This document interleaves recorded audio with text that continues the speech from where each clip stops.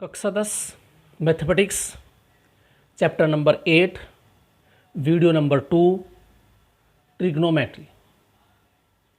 इस वीडियो में छात्रों मैं ट्रिग्नोमेट्रिक रेशो त्रिकोणमितीय अनुपात के बारे में बताऊंगा और ये वीडियो बहुत ही इम्पोर्टेंट है। इस वीडियो को ध्यानपूर्वक देखें, बार बार इसे पॉज करके रिपीट करें और अच्छी तरह सुनें और देखें और अपना जो इसमें बताया गया है उसे अच्छी तरह याद करें। तो शुरुआत करते हैं इस वीडियो की। हमने प्रारंभ में आपको बताया कोण क्या होता है।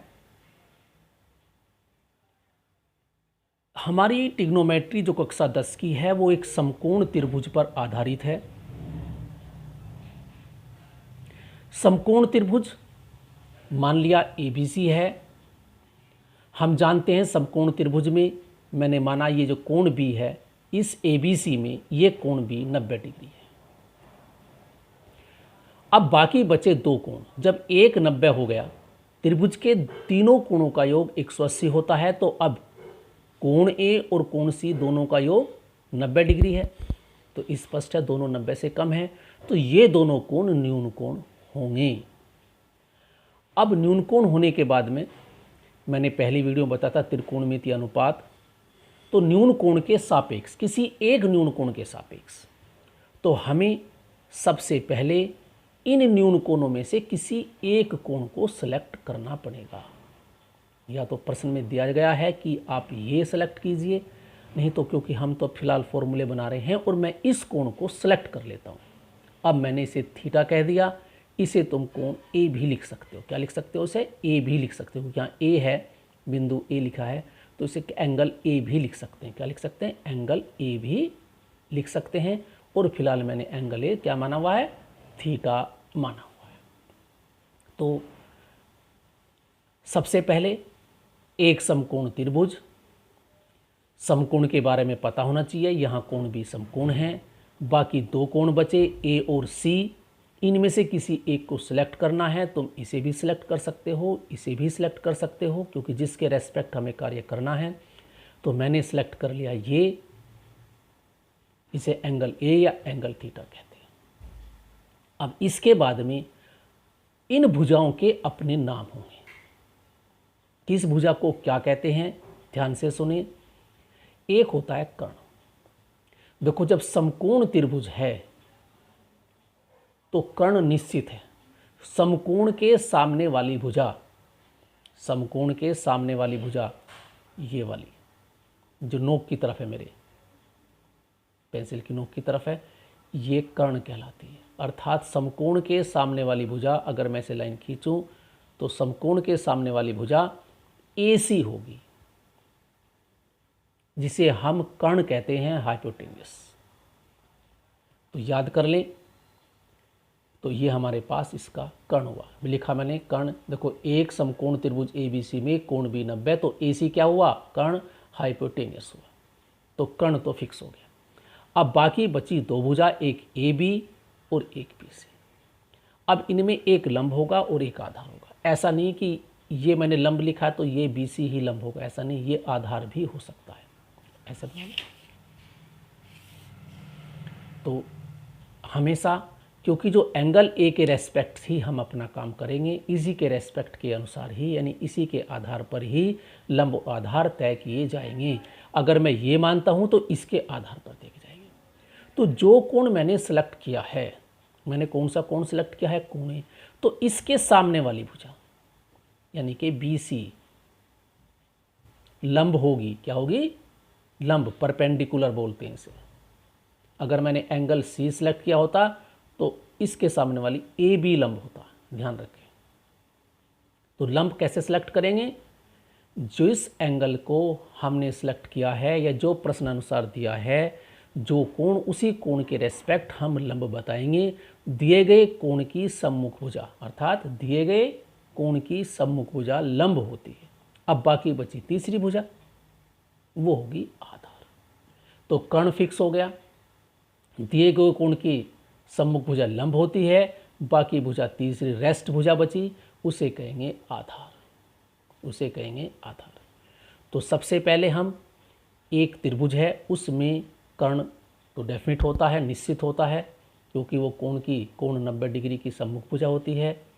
और लंब और आधार हम दिए गए कोण के आधार पर तय करेंगे। तो हमने मान लिया ज्ञात कोण क्या है, कोण BAC अर्थात एंगल ए थीटा। तो कोण थीटा की सम्मुख भुजा यानी दिए गए कोण की सम्मुख भुजा BC लंब हुई, परपेंडिकुलर हुई। कोण थीटा की जो संलग्न भुजा है, अब क्योंकि तो लंब होगी, जो संलग्न भुजा, देखो कोण थीटा क्या है, इसकी संलग्न भुजा एक तो कर्ण है और एक आधार है। तो जो थीटा माना है उसकी जो संलग्न भुजा है साइड वाली, वो हम आधार बोलते हैं, उसे क्या बोलते हैं, बेस बोलते हैं। अब आता है त्रिकोणमितीय अनुपात क्या होते हैं। देखो छात्रों, त्रिकोणमितीय अनुपात का मतलब है त्रिकोणमिति में 3 भुजा होती है, भुजाओं के अनुपात। हम सबसे पहले जब हमें समकोण त्रिभुज दिया है, समकोण त्रिभुज हमें पता है, और समकोण त्रिभुज में पाइथागोरस प्रमेय लग सकती है। हम जानते हैं कर्ण का वर्ग बराबर होता है लंब का वर्ग प्लस आधार का वर्ग। तो इसकी तीनों भुजा हमें लंबाई ज्ञात होनी चाहिए। अगर 2 भुजा पता है तो पाइथागोरस प्रमेय से हम तीसरी भुजा ज्ञात कर सकते हैं। आगे प्रश्न होंगे, वो अगली वीडियो होगी। तो हमें इस त्रिभुज की, इस समकोण त्रिभुज की तीनों भुजाओं की लंबाइयां ज्ञात होनी चाहिए।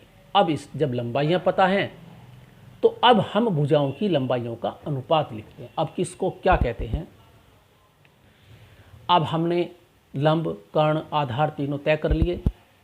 तो अब हम करते हैं साइन। देखो एक है वर्ड साइन। साइन एक अनुपात है जिसे हम ज्या बोलते हैं हिंदी में। साइन, देखो हमारे पास 6 त्रिकोणमितीय अनुपात है। कितने अनुपात हैं, 6। Sine, cosine, tangent, cosecant, secant, cotangent. Short रूप में हम इन्हें लिखेंगे। देखो थीटा हमने सेलेक्ट किया है, यहाँ ए भी लिख सकते हो, कुछ भी लिखा हो सकता है। तो तुम शॉर्ट रूप में मैं लिखूंगा साइन को SI यानी साइन, लेकिन ई छोड़ देंगे, यहाँ लिखेंगे साइन थीटा। जो भी एंगल सेलेक्ट किया साइन ए भी लिख सकते हैं। कोसाइन को हम कोस थीटा लिखेंगे। टेंजेंट को हम टेन थीटा लिखेंगे शॉर्ट रूप में। कोसेकेंट को हम लिखेंगे, कोसेक है ये, कोसेक थीटा। सेकेंड को हम सेक थीटा लिखेंगे और कोटेंजेंट को हम लिखेंगे कोट थीटा। देखो साइन को हिंदी में ज्या, कोज्या, स्पर्शा टेंजेंट होती है। ध्यान रखें स्पर्शा का यूज होता है, टेंजेंट का। देखो पहले तीन बहुत इंपॉर्टेंट हैं, साइन, कोस, टेन, और 3 इनके व्युत्क्रम हैं ये तीनों। तो इसलिए वर्ड आया व्यू। व्यू का मतलब व्युत्क्रम ऑफ ज्या। साइन का व्युत्क्रम, ज्या का व्युत्क्रम, व्यू को ज्या, कोस का व्युत्क्रम, जिसे कोसेकेंट कहा गया, सेकेंड। और व्यू स्पर्शा, स्पर्शा का मतलब टेंजेंट का व्युत्क्रम। तो मैंने हिंदी में भी नाम लिखे हैं, हिंदी में यूज नहीं करेंगे, लेकिन पता होना चाहिए क्योंकि कभी कभी आता है ज्या, को ज्या, स्पर्शा, व्यूज्या, व्यू को ज्या। और व्यू का मतलब है व्युत्क्रम, और पहले 3 है ज्या, साइन, कोस, टेन, और 3 इनके व्युत्क्रम। तो ये कहलाते हैं त्रिकोणमितीय अनुपात। अब त्रिकोणमितीय अनुपात मैंने कहा भुजाओं के अनुपात है। तो अब किस भुजा के 2 भुजा हम लेंगे, तो हम आते हैं पहले साइन पे।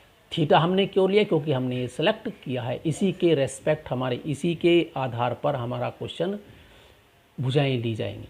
तो साइन याद कर लें, साइन होता है सदैव लंब बटे कर्ण। लंब हमें पता है, कर्ण हमें पता है, यानी लंब की लंबाई पता है, कर्ण की लंबाई पता है। लंब हमारे पास तो कोई यहाँ है BC की लंबाई, यानी BC बटे AC, साइन थीटा हुआ BC बटे AC, इस ट्राइंगल के हिसाब से। किसके, इस एंगल के हिसाब से, ध्यान रखें, थीटा के हिसाब से। अगर ये है तो बदल जाएंगे लंब, ये लंब हो जाएगा और ये आधार हो जाएगा।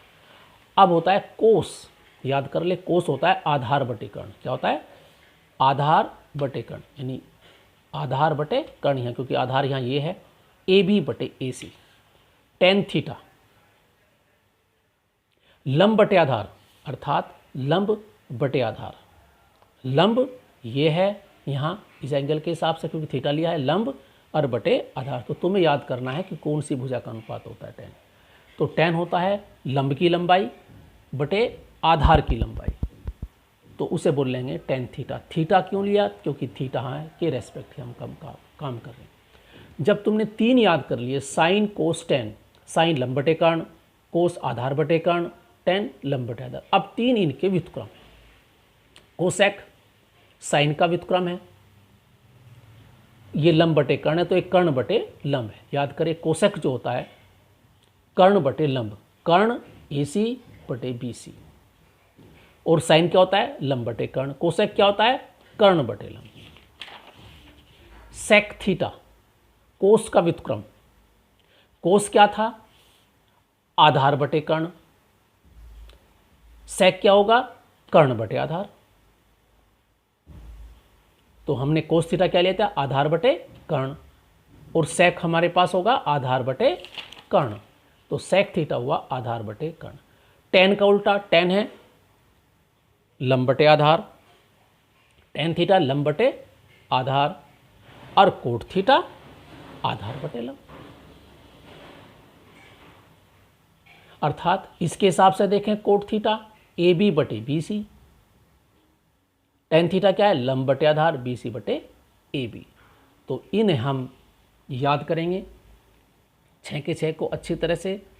अब नेक्स्ट फॉर्मूला आगे बताऊंगा मैं अगली वीडियो में, वो पहले इस पर आधारित, इस पर त्रिकोणमिति आधार पर मैं अगली वीडियो मेरी क्वेश्चनों की होगी। तो अच्छी तरह याद कर लें, साइन थीटा लंब बटे कर्ण, कोस थीटा आधार बटे कर्ण, टेन थीटा लंब बटे आधार, कोस थीटा कर्ण बटे लंब, सेक थीटा आधार बटे कर्ण, कोट थीटा आधार बटे लंब। और ट्राइंगल अपने सामने रखें, दिमाग में माइंड में रखें कि साइन लंब बटे कर्ण, कोसक इसका व्युत्क्रम कर्ण बटे लंब, टेन लंब बटे आधार, कोट आधार बटे लंब, कोस आधार बटे कर्ण, सेक कर्ण बटे आधार। तो ये हमारी वीडियो हुई, इसे अच्छी तरह याद करें। और क्या तुम्हारे पास देखो, सबसे पहले हमें एक ट्राइंगल होगा, पहले ट्राइंगल की तीनों भुजाएं हमें पता होनी चाहिए। उसके बाद भुजाओं का नामकरण करें, लंब कौन सा है, आधार कौन सा है, कर्ण कौन सा है, उसका हम कर्ण पता ही होता है, दे देखें एक कोण सेलेक्ट कर लें, उस कोण के हिसाब से लंब और आधार होंगे, और फिर अनुपात हम लिख सकते हैं।